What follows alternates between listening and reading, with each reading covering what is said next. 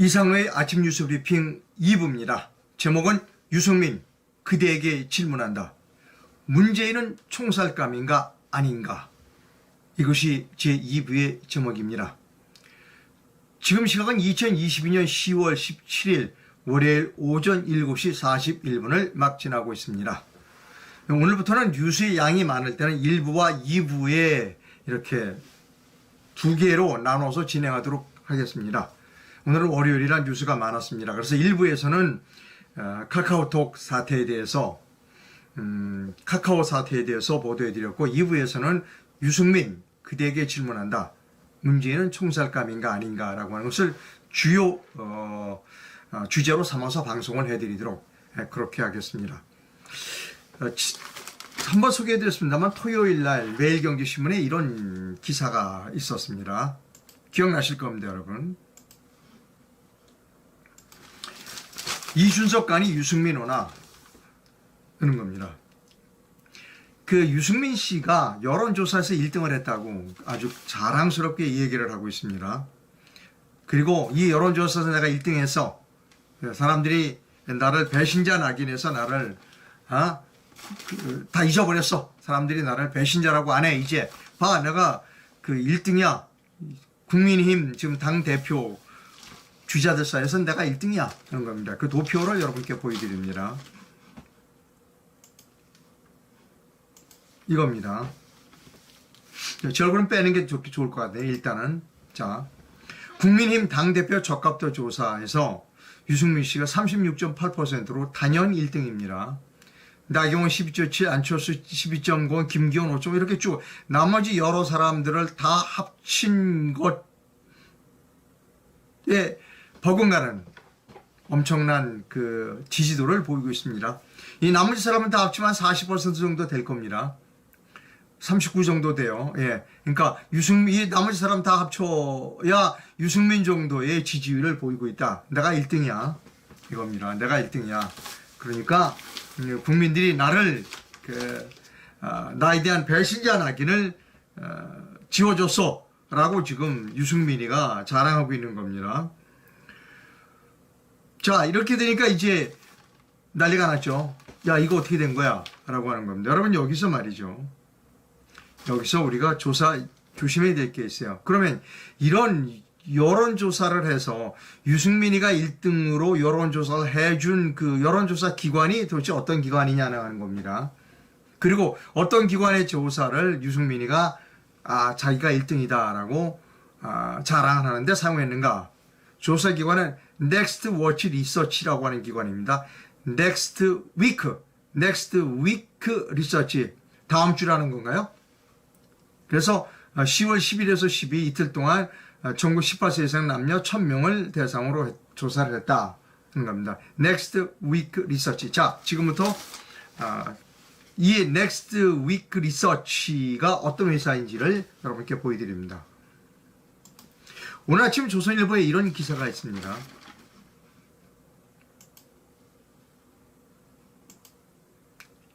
아닌데요? 잠깐만요. 뭐 좀 컴퓨터가 이상해요, 제가. 자, 잠깐만요.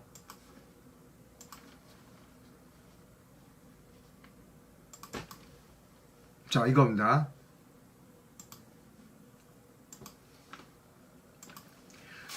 조선일보의 그 홍영님 여론조사 전문 그 기자가 보도한 거예요.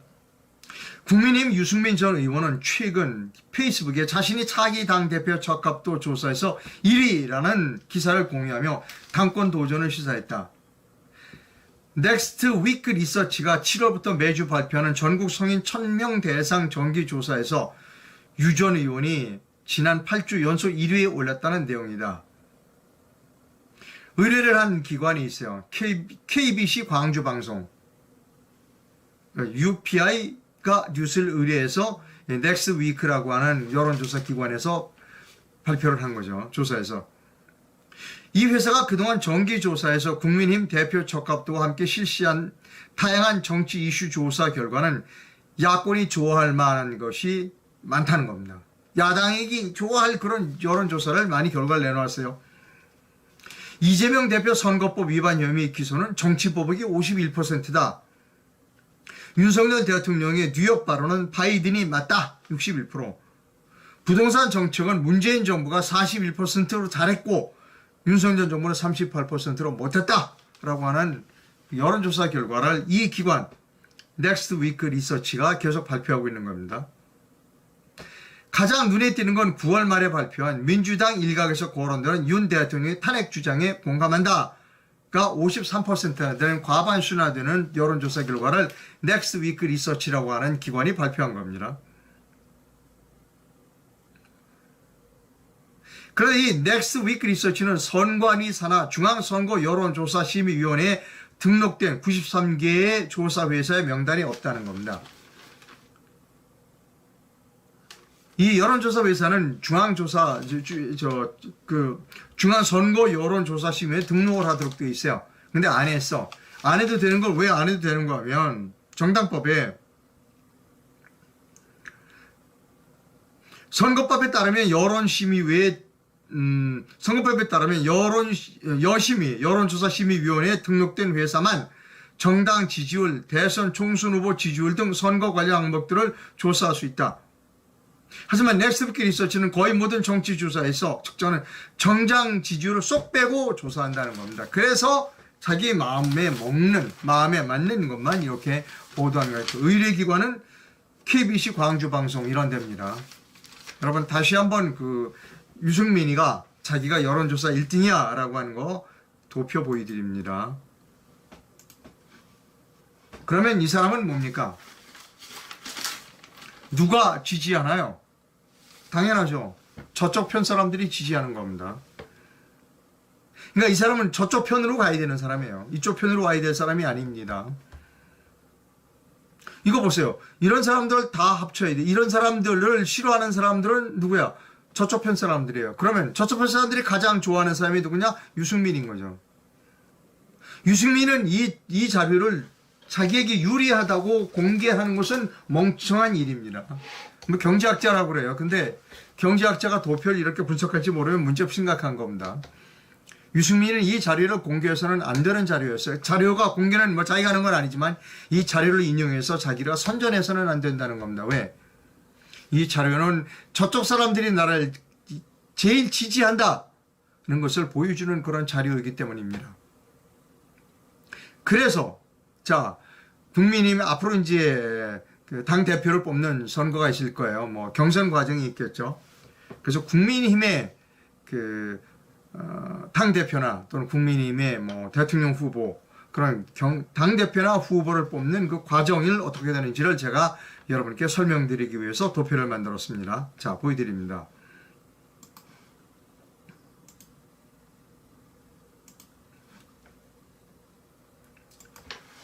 자, 국민의힘 당 대표나 후보 선출 과정에서 이렇게 합니다. 당원 투표를 약 70% 정도 비율을 두고 여론조사 비율을 30% 정도 둡니다. 먼저 말씀드리지만 두 개가 다 문제가 있습니다. 두 개가 다 문제가 있어요. 국민의 당 대표와 뭐 후보를 뽑는 대통령 후보를 뽑는 그런 것에 두 가지 방법 당원 투표와 여론조사가 있는데 두 개가 다 문제가 있어요. 두 개가 다 심각한 문제가 있다는 겁니다. 심각한 문제. 첫째, 당원 투표는 왜 문제가 있는가 하면 당원 투표를 선관위에 위탁을 하는 겁니다. 선거관리위원회에 위탁을 해서 당원 투표 결과를 발표해요. 그런데 여러분 선거관리위원회가 지금까지 보여주고 있는 공정성에 관해서는 우리가 신뢰할 수 없다는 겁니다. 그래서 계속해서 여러 사람들이 저기 당원 투표를 선거관리위원회에 맡기지 말라라고 하는 주장을 하고 있는데 그렇지 않았습니다. 지금까지 계속해서 당원 투표를 선거관리위원회에 맡겼고 지난번 대선에서는 이준석 대표가 강하게 선관위에 맡겨야 된다고 그래서 선관위에 맡겼다는 겁니다. 자, 제가 여러분 지금부터 중요한 말씀을 드립니다. 선관위는 4.15 총선을 부정으로 진행했다라고 하는 강한 의혹을 받고 있는 그 기관이 선관위입니다. 4.15 총선이 부정이 밝혀지면 주모자는 사형에 처해질 겁니다. 최고형은 사형입니다. 부정선거에. 자, 그러면 여러분 한번 입장을 바꿔놓고 생각을 해보세요. 여러분이 부정선거를 자행한 주범이라고 생각해 보세요. 아침부터 기분 나쁠 말씀을 비유를 드려서 죄송합니다만 이 방송을 시청하는 여러분이 바로 부정선거를 자행한 주범이다. 4.15 부정선거를 기획했던 주범이다라고 생각해 보시자고요. 그러면 그 주범인 내가 사는 방법은 무엇일까? 양쪽에 보험을 두는 겁니다. 대통령 선거를 앞두고 지난 3구 대선의 대통령 선거를 앞두고 그 부정선거를 기획했던 주범이 할 수 있는 일은 보험에 드는 겁니다. 즉 어느 쪽 대통령이 되더라도 내가 살아남을 수 있는 보험에 드는 겁니다. 그래서 A 후보를 찾아가서는 뭐 염려하지 마십시오. 뭐 저희가 아주 공정하게 진행해 드릴게요. 보시지 않았어요? 지난 4.15 총선에서도 사람들이 다 부정선거라고 그러는데 우리 부정선거 증거 밝히지, 법원에서도 부정선거 증거 밝히지 않았잖아요. 걱정 말고 열심히 하십시오. 예. 대통령 되시면 저희 잘 좀 부탁드립니다. 라고 A 후보에 가서는 얘기하는 겁니다. B 후보를 찾아가서는 이렇게 얘기하는 겁니다. 부정선거가 우려가 되시죠? 걱정하지 마세요. 우리는 절대로 그런 기관이 아닙니다. 저희가 잘 모시겠습니다. 여러분, 이제 무엇을 제가 말씀드리는지 감 잡으셨어요? B 후보 쪽에 가서 그 부정선거를 자행한 4.15 부정선거를 기획했던 주범이 B 후보 쪽에 가서는 그렇게 얘기했을 가능성이 있다는 겁니다. 즉 또 다른 모험을 들었을 가능성이 있다는 것이죠. 부정선거 걱정하지 마세요. 우리가 아주 공정하게 잘 관리해 드릴게요. 우리 믿어주세요. 그리고 잘 모시겠습니다. 기대하십시오. 우리가 잘 모실게요. 라고 했을 가능성이 크다는 겁니다. 즉 양쪽의 보험을 들었을 가능성이 크다는 겁니다. 그래서 위험한 겁니다. 그래서 국민의힘 당대표나 후보를 선출하는 과정에 선관위가 개입되는 것은 대단히 위험하다는 겁니다. 이 사람들은 지금 양쪽의 보험을 들었을 가능성이 높은 사람들이기 때문에 위험하다는 겁니다. 제가 가장 걱정하는 바가 이 사람들이 양쪽의 보험을 다 들었을 가능성이 높다. 그렇게 되면 대한민국은 계속해서 이 선거관리위원회가 선거를 좌지우지한다. 국민은 노예다 하는 겁니다. 이번 국민의힘의 당대표 선거가 언제 있을지는 모르지만 아마 곧 있을지 모르죠. 당원 투표를 선거위에 맡기는 일은 대단히 위험한 일이라는 겁니다. 국민의힘뿐만이 아니라 대한민국 민주주의 장래를 위해서도 대단히 위험한 일이다. 왜? 이 사람들은 양쪽의 보험을 들을 가능성이 높은 사람이기 때문에 그렇다는 겁니다. 여기서 제가 조금만 더 말씀드리면 윤석열 대통령이 4.15 부정선거에 대해서 수사를 지시하고 있지 않다는 사실을 우리가 기억해야 될 필요가 있다는 겁니다. 저는 이 사람들이 양쪽의 보험을 지난 3구 대선에서 보험을 2군데에 가입했다라고 의심하지 않을 수밖에 없습니다. 따라서 이번 국민의힘 당대표의 당원 투표를 선관위에 맡기는 것은 대단히 위험하다. 대단히 위험하다는 겁니다. 자, 두 번째, 또 국민의힘 당대표 또 대통령 후보가 후보로 선출할 때 여론조사를 합니다. 이건 어디에다 하느냐?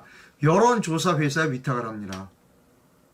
물론 여론조사 회사에 위탁하면서 국민의힘 그 직원이 이제 여기를 이제 간섭을 하고 감독을 한다고 그래요. 30%가 되는데 여기에도 엄청난 위험이 있습니다. 자, 그 위험이 무엇인가에 대해 제가 여러분께 말씀드리며 바람직한 방법, 꼭 여론조사를 해야 한다면 바람직한 방법이 무엇인가를 여러분께 설명드립니다. 그것을 말씀드리기 전에 왜 국민의힘 당대표를 뽑는데 여론조사를 포함시키느냐에 대한 논쟁이 뜨겁다. 봐라. 이거 봐라. 왜 국민의힘 당대표를 뽑는데 일반 국민을 상대로 여론조사를 하느냐? 하지 마라 라고 하는 주장이 뜨겁다라고 하는 것을 미리 말씀드리면서 그럼에도 불구하고 여론조사를 해야 된다면 다음과 같이 해야 한다는 겁니다. 그것을 제가 여러분께 설명드립니다. 자, 바람직한 경선 투표 방안입니다. 여론조사하고 해당되는 부분입니다. 네, 자, 여론조사에 해당되는 부분을 설명하기 위해서 그런 겁니다. 여론조사를 하지 않는 것이 저는 맞다고 생각하지만 그럼에도 불구하고 여론조사를 한다면 바람직한 방안은 이거라는 겁니다. 자, 예를 들어 듭니다. 자, 당원 투표를 해요. A가 실제 당원 투표자가 7,000명이에요. 근데 여론조사 목표 치면 3,000명입니다. 왜냐하면 7대3이니까. 그러면 여러분들 7,000명이었으면 3,000명을 해야 될 거 아니에요. 그런데 그렇게 안 해요. 여론조사 참가자는 1,000명 정도밖에 안 됩니다. 왜? 당원 투표는 몇만 명이 그래서 많아요. 거기에 30%를 하려고 그러면 여론조사 돈도 많이 들어가고 시간도 많이 들어갑니다. 그러니까 어떡하냐? 한 1,000명 정도, 2,000명 정도로 끝내요. 현재는 어떻게 하느냐 하면 이렇게 합니다. A, 실제 당원 투표자 수 더하기 C 곱하기 3입니다. C는 뭐냐면 실제로 여론조사에 참여한 사람이 1,000명이라고 그러면 가중치 3을 합하는 겁니다. 그러면 3,000명이 되잖아요. 그래서 10,000명이 되는 겁니다. 그래서 7대3이라는 겁니다. 이게 대표적인 케이스가 이준석입니다. 이준석이가 당대표가 될 때 C 곱하기 3이 아니라 C 곱하기 20인가 30이었습니다. 곱하기 20배인가 30대의 가중치를 둔 겁니다. 여론치에. 그래서 이준석이가 당선됐습니다. 그때 이준석과 그 경선을 했던 나경원 전 의원에게 많은 사람들이 우파 인사들이 경고했어요. 나경원이한테 당신 떨어진다. 여론조사는 곱하기 30, 20이 된다. 그러면 당신 떨어진다. 근데 나경원 씨가 거기서 코웃음 쳤어요. 그래서 떨어졌어요. 그래서 제가 비난했죠. 수학을 제대로 모르는 나경원이는 떨어져도 싸다. 떨어져도 싸다. 이거는 말이 안 되는 겁니다. 당원은 1인 1표지만 여론조사의 일반 국민은 3표 또는 30, 곱하기 20표다. 20배나 3배의 그 가중치를 두는 거는 말이 안 되는 겁니다. 그래서 어떻게 되느냐. 여론조사를 한다면 이렇게 해야 되는 겁니다. 일단 바람직한 방식이 뭐냐면 A, 실제 당원 투표를 먼저 하라는 겁니다. 실제 당원 투표를 했는데 7,000명밖에 안 됐어. 오케이, 좋아. 그러면 그 다음에 여론조사 참가자 해. 근데 이틀이고 사흘이고 했는데 1,000명밖에 없어. 그러면 A 플러스 C 8,000명만 하라는 겁니다. 즉 당원도 한 1인 1표, 여론조사에 참여한 사람도 1인 1표, 이 8,000명을 가지고 지지조가 누구냐를 판별해야 한다는 겁니다. 다시 정리합니다. 국민의힘의 지금 당대표와 후보 선출 과정에는 문제가 많다. 첫째, 당원 투표를 선거관리위원회에 위탁하는 것은 문제가 엄청나게 많다. 따라서 선거관리위원회에 위탁해서는 안 될 것이다. 두 번째, 여론조사를 하지 말아라. 만약에 여론조사를 하게 되면 이렇게 해라 하는 것이 제 주장입니다. 여론조사하는데 7,000명이 여론조사를 했어. 당원 투표가 7,000명이야. 이게 끝나면 여론조사를 해라. 근데 여론조사 할 때 1,000명밖에 여론조사에 응하지 않았어. 그러면 7,000명 곱하기 1,000명, 8,000명만으로 결정을 해라 라고 하는 겁니다. 즉 여론조사에 참여했다는 사람에게 가중치를 3배, 10배, 20배의 가중치를 줘서는 안 된다는 겁니다. 그것은 왜냐하면 이런 결과를 가져올 수 있기 때문이다 하는 겁니다. 이렇게 일반 여론조사에 참여하면 이런 사람들은 다 우파라고 사람들이 인식하고 이 사람은 좌파라고 생각합니다. 그러면 누구에게 가겠어요? 당연히 절대적인 다수가 저쪽을 지지하는 다수는 무조건 유승민을 찍을 거라는 겁니다. 그러면 이 유승민 씨는 어느 쪽 후보다? 이쪽 정당의 후보가 아니라 저쪽 정당의 후보로 가야 할 사람이 맞다는 겁니다. 자, 여기까지 말씀드렸으면 대충 국민의힘 관계자들이 이해를 하실 거라고 생각합니다. 그런데 불안한 점은 뭐냐면 판사 출신들은 산수를 잘 못해요. 판사 출신들은 수학까지 갈 것도 없어요. 나경원이도 판사 출신이고 김기현이도 판사 출신입니다. 제가 본 판사 출신 정치인은 산수를 잘 못하더라 는 겁니다. 산수를 못하는 사람이 어떻게 국가를 운영하겠다고 나오는지 그것도 참 한심하다 하는 겁니다. 그 다음 일반 뉴스 계속 진행해 드립니다.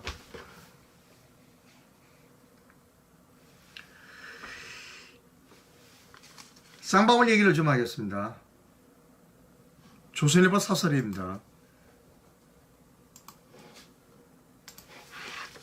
쌍방울 직원들이 중국으로 빼돌린 수십억 원 어디로 갔는가? 오늘 조선일보 사설입니다. 쌍방울 그룹이 2019년 수십억 원을 중국으로 밀반출한 혐의를 검찰에 수사 중이라고 합니다. 쌍방울이 임직원 60여 명에게 수천만 원에서 수억 원에 달하는 달러나 위안화를 주면서 중국으로 수십 차례 가지고 나가게 했다는 겁니다. 쌍방울 실제 소유주인 김성태 회장은 2019년 1월과 5월 중국 수안양에서 북측 인사를 만났고 쌍방울 계열사인 나노스의 북한 광물 채굴 사업권을 약정받은 것으로 알려졌습니다.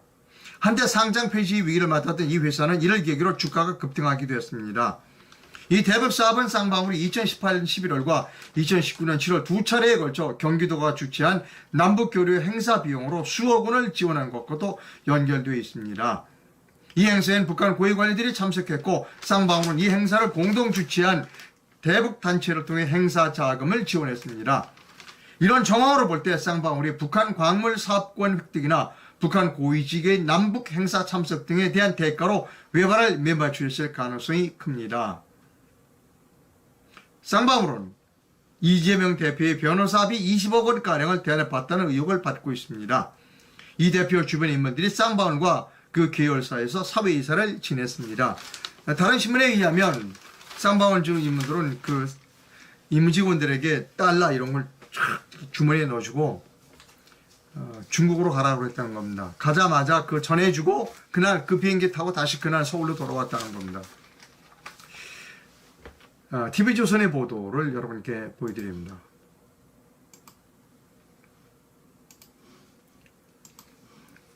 가상화폐 만들어 이재명 코인이라며 판매했다는 제목의 기사입니다. 아태협이 가상화폐를 만드는데 이재명 대북 코인이라며 판매했던 것으로 파악됐다. 가상화폐는 모두 10억 개가 만들어졌는데 유사시 북한 화폐를 대신할 수 있다고 홍보했다.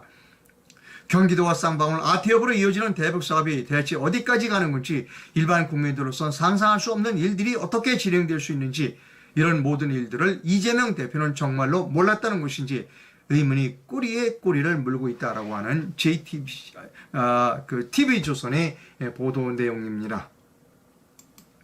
다음 뉴스입니다. 김진표 국회의장이 개헌하는데 개헌하자고 아주 열을 올리고 있습니다. 오늘 매일경제신문입니다. 김진표가 이렇게 얘기했습니다. 윤석열 대통령도 개헌에 적극적이다. 그리고 이재명 당대표와 정진석 국민의 비상대책위원장도 의견을 모아줬다 하는 겁니다.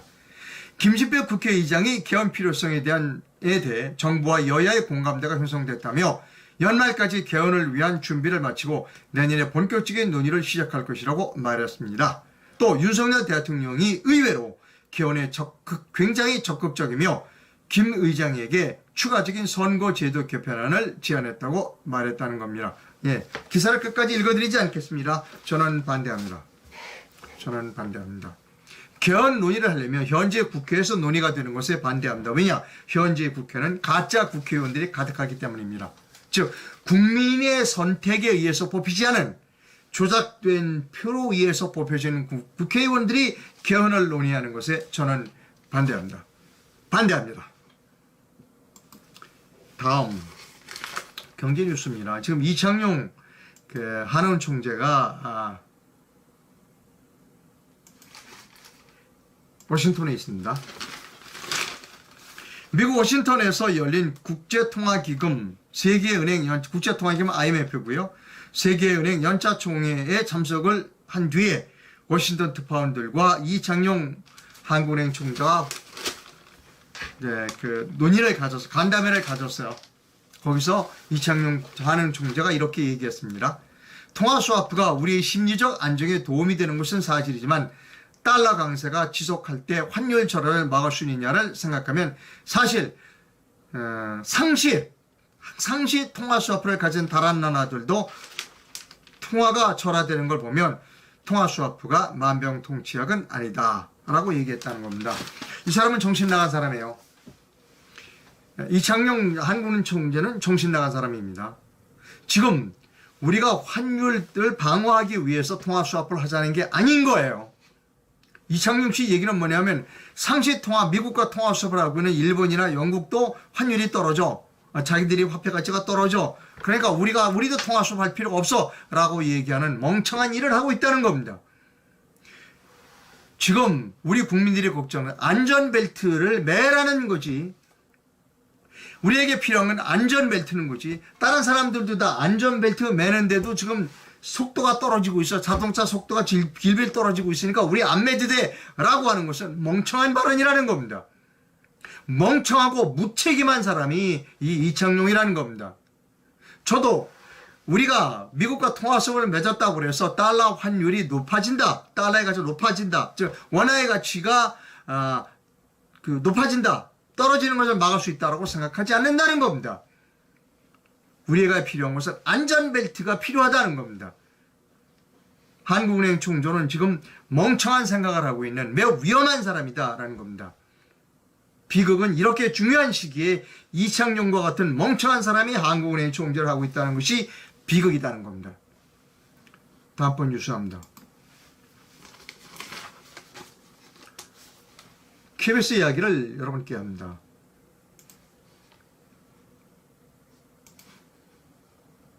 이 보도는 동아일보 보도입니다. KBS 특파원이 미국에 나가는 특파원이 외국에 이제 지사를 둡니다. 지사에 지국의 직원으로 자기 아내를 등록해서 이렇게 올려가지고 월급을 받았다. KBS 특파원 아내들 아내를 지국 직원으로 뽑거나 수당 횡령 의혹이 있다는 겁니다. KBS 특파원 가운데 일부가 횡령 등 각종 비위를 저질렀다는 의혹이 제기돼 KBS 감사실에서 감사 중이다. 국민의힘 홍석준 의원이 KBS로부터 제출받은 자료에 따르면 A 특파원은 자신이 아내를 해당 지국 직원으로 고용한 의혹이 제기돼 감사실에서 급여 지급 명세 등을 조사 중이다. B 특파원은 같이 현지에 나가 근무하는 다른 회사 소속 남편이 자녀의 국제학교 학비 지원금을 받았음에도 KBS에서 또 학자금을 받았다는 의혹이 있다. 이 KBS 특파원은 여성이라는 얘기네요. 남편이 이제 다른 지사, 다른 회사에 이제 워싱턴 주재원 거기서 국제학교 학비를 지원받았음에도 KBS에서 또 학자금을 받았다. C 특파원은 근무수당을 부풀려 챙긴 횡령 혐의로 조사 중이다. 퇴사를 한 기자의 경우 특파원 시절 이제 현지 계약직 직원이 특별 일당을 부풀려 챙겼다는 의혹이 제기됐다. 하지만 감사 시효 기간 2년이 지나서 감사 대상에서 제외됐다. KBS는 문재인 정부 시절에 2018년 양승호 사장이 취임한 이후 전임 고대용 사장인 때 발령받은 특파원 12명을 임기와 상관없이 조기 소환했다. 이른바 적폐청산이라는 명목으로 민주당 노총 산하 전국 언론 노종조합 소속이 아닌 특파원들만 찍어서 국내로 불려들었다. 이것은 제가 해설이 필요합니다. 이것은 MBC도 마찬가지입니다. 여러분 특파원을 나가면 대개 특파원의 임기는 3년입니다. 특파원을 나가서 이제 가족들을 데리고 나가서 가족들은 이제 학교에도 보냅니다. 그런데 발령받은 지 1년도 안 되는 사람을 문재인이 대통령이 되고 나서 문재인이 되고 나서 이제 양쪽 방송사 KBS하고 MBC 방송 사장들을 바꿨습니다. 사장들이 바뀌자마자 1년밖에 안 되는 특파원들을 불러들인 거예요. 들어와라. 그러면 그 사람은 망하는 겁니다. 왜? 나갈 때 자기 지분을 처분하고 나갔어요. 처분했거나 전세나 월세 주고 나갔어요. 그러면 다시 들어와서 자기 집에 못 들어가는 겁니다. 계약 기간이 있으니까. 그리고 해외에 나갈 때는 적지 않은 금액에 금전적인 개인적인 돈이 들어갑니다. 이사를 한다든가 거기 가서 다시 미국이나 파리 같은 데서 다시 가구도 써야 하고 학교 학생들 자기 자녀들 입학하고 전학하고 하는데 비용이 들어갑니다. 완전히 망하는 케이스입니다. 그런데 그 짓을 문재인 정부의 KBS 사장과 MBC 사장이 그 짓을 한 겁니다. 그런데 누구를 불러들이냐? 민노총 소속이 아닌 특파원만 불러들인 겁니다. 그리고 그 자리에 민노총 소속 노종조합으로 특파원으로 발령을 해서 내려보냈습니다. 근데 그들이 어떤 짓을 했느냐? 특파원에는 두 종류가 있습니다. 방송 특파원과 신문 특파원이 있습니다. 신문 특파원은 거의 지국이 없습니다. 자기 집에서 그냥 기사를 씁니다. 그런데 방송 특파원은 지국 사무실을 가지고 있습니다. 왜냐하면 방송을 해야 하니까 방송 장비라든지 여러 가지가 있어서 직원을 고용합니다. 그 직원을 자기 아내로 고용해서 월급을 이중으로 받았다는 겁니다. 저는 두 가지 말씀을 드리고 싶습니다. 첫째, 좌파는 돈에 환장한 사람들입니다. 염치 없어요. 체면 없습니다. 법률 안 지켜요. 돈에 환장한 인간들이 좌파입니다. 김명수 보셨잖아요. 김명수. 자기 집 공간 리모델링 하는데 예산 전용한 거. 자기 며느리 대한항공 고문 변호사인데 대한항공 직원들 벌써 만찬해준 거. 문재인이 지금 양산 집 그 아반궁 같은 거 보십시오. 그리고 뭐 경호원 60몇 명에다가 문재인이 아내 인도에 대통령 전용기 타고 갔죠. 요리사까지 데려갔어요. 좌파는 권력과 돈에 환장한 인간들이 좌파입니다.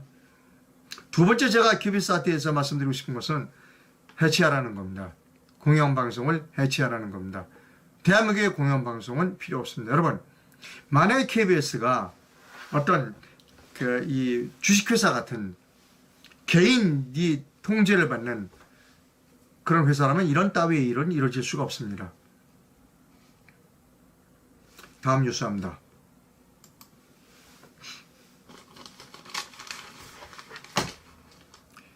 예.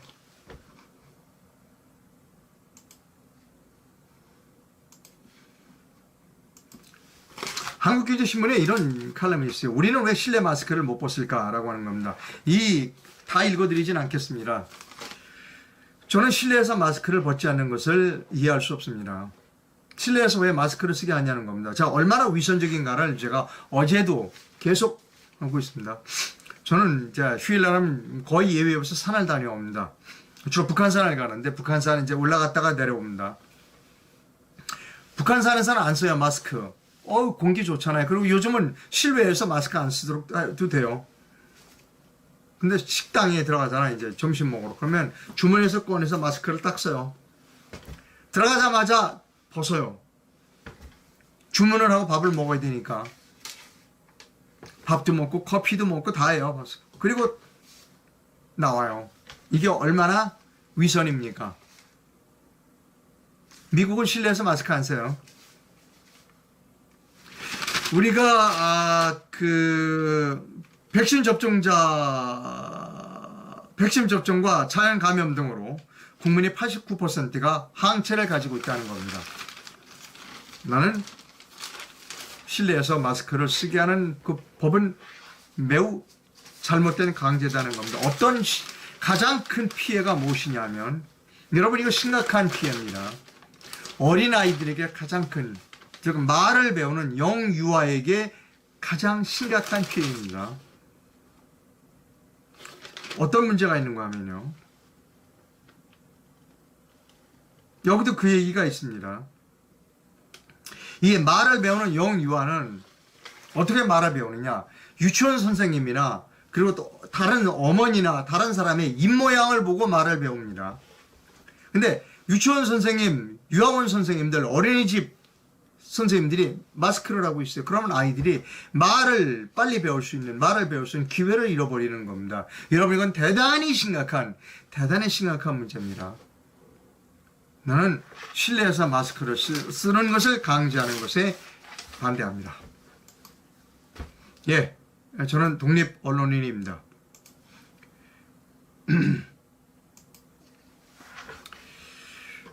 일부에서는 카카오 사고가 정리되더라도 반드시 수사를 해야 한다. 사고 전과 후에 데이터가 손상이 됐는가, 삭제됐는가를 반드시 수사해야 된다라고 말씀드렸습니다. 2부에서는 주요 뉴스로서 지금 현재 국민의힘의 당대표나 후보 선발 과정은 대단히 큰 문제가 있다. 왜냐? 당원 투표는 선거관리위원회에 맡기고 있기 때문에 위험하다. 그리고 여론조사는 일반 여론조사에 맡기는데 1000명 여론조사하고 30%를 맞추기 위해요. 20배, 30배 또는 3배, 5배 가중치를 두고 있다. 대단히 위험하다는 겁니다. 이 두 가지를 오늘 1부와 2부에서 집중적으로 여러분께 설명드렸습니다. 여러분 그 후원이 필요하다는 점을 솔직하게 말씀드립니다. 대통령 선거 이후에 윤석열 대통령이 당선되셨으니까 이제 모든 사람들이 안심하는 것 같습니다. 후원은 거의 들어오고 있지 않습니다. 그럼에도 불구하고 저는 후원이 필요하다는 점을 여러분께 솔직히 말씀드립니다. 해외에서 후원해 주실 분은 페이팔 계좌를, 국내에서 후원해 주실 분은 기업은행 계좌를 이용해 주시면 감사하겠습니다. 네, 상업 광고하겠습니다. 잠도끼 숙면 매트가 어싱 패드를 만들었습니다. 인간의 몸에는 정전기가 있습니다. 정전기가 여러 가지 병을 일으킨다라고 하는 주장들이 있습니다. 또 타인에게도 위험하다. 외과 의사 선생님이 수술을 할 때는 이 어싱봉에 손을 대서 자신의 의사 선생님 몸에 있는 정전기를 바깥으로 뺍니다. 어싱 패드를 만든 감독기의 사장님께서 지난주에 저희 집에 오셔서 어싱 패드를 깔아주셨습니다. 보시겠습니다. 잠도끼의 사장께서 저희 집에 오셔서 기존의 잠도끼의 매트 위에 어싱 패드를 더 깔아주셨습니다. 그리고 어싱 플러그를 콘센트에 꼽았습니다. 어싱 패드는 전기가 필요한 제품이 아닙니다. 저도 이번에 알았습니다만 가정집의 콘센트는 이미 땅과 접지가 되어 있는 상태입니다. 저는 지금 전압 측정기를 가지고 있습니다. 제 몸에 정전기가 얼마나 있는지 측정해 봅니다. 제 몸에는 지금 0.076, 0.99 이런 정도의 전압이 있습니다. 자, 어싱 패드에 제 몸을 대봅니다. 그랬더니 0.006 볼트로 뚝 떨어졌습니다. 여기서 말씀드린 것은 단위는 볼트입니다. 지구는 그 전압이 제로입니다. 어싱 패드에 맨몸을 대기만 해도 몸속의 정전기가 쫙 빠져나가는 것을 여러분이 보실 수 있습니다. 잠도끼의 숙면 매트에서 편지를 보내왔습니다. 편지를 좀 소개해 드립니다.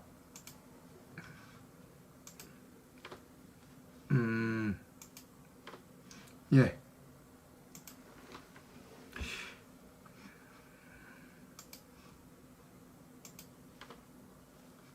잠깐만요. 왜? 네, 여기 있습니다. 땅은 전압이 제로입니다. 어싱 패드에 손을 대면 땅과 비슷한 전압 수치가 됩니다. 매우 놀랍습니다. 잠도깨비가 어싱 패드 출신 기념으로 10월 중입니다. 10월 중 매트 세트를 구매하거나 렌탈을 신청하시는 분께는 어싱 패드를 선물로 드립니다. 물론 어싱 패드만 따로 팔기도 합니다. 이 전화번호로 전화를 하시면 상담을 받을 수 있다고 합니다. 댓글이 들어와 있는지를 살펴보도록 하겠습니다.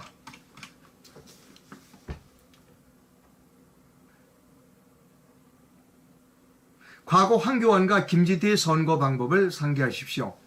당원들이 개표를 해야 하는데 선관위에서 친절하게 꼼꼼하게 개표를 해주었습니다. 기본적으로 정당의 후보 공천은 그 정당에서만 결정하도록 해야 합니다. 국민 여론을 반영한다는 것은 정당의 정책이 국민 여론 위에서 필요하는 것을 의미하는 것입니다. 정당이 여론을 주도하는 것을 포기하고 포퓰리즘으로 가는 것입니다. 는 겁니다. 나경원은 산수를 못하는 게 아니라 유승민, 이준석계라 그런 겁니다. 이 방송을 보면서 눈팅만 하는 사람들은 비겁한 사람들입니까? 글쎄 이건 무슨 의미인지 모르지만 그 좋아요와 구독을 좀 눌러달라 아마 이런 부탁인 것 같습니다.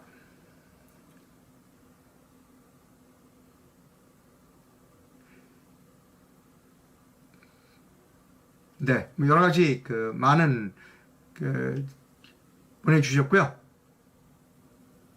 여론조사기관도 이번 카카오 먹통과 관련이 있는지 조사해야 됩니다. 글쎄 그것까지는 제가 잘 모르겠습니다.